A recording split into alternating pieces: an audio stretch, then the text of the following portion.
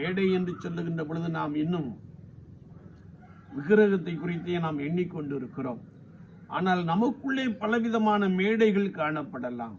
பெருமை, மனமேட்டிமை, கோபம், வைராக்கியம், கசப்பு என்னும் வேர் போன்று நம்முடைய இருதயத்திலே தீமைகள் நிறைந்த ஒரு இருதயமாக, மேட்டிமை நிறைந்த ஒரு இருதயமாக நாம் காணப்படலாம். விதமான மேடைகள் நம்மை விட்டு அகற்றப்பட வேண்டும். அது மாத்திரமல்ல, இந்த எசேக்கியா ராஜா கர்த்தரையே நம்பினான். அவனைப் போல ஒரு ராஜாவும் கர்த்தரை நம்பவில்லை என்று கர்த்தருடைய வேதத்திலே நாம் வாசிக்கிறோம்.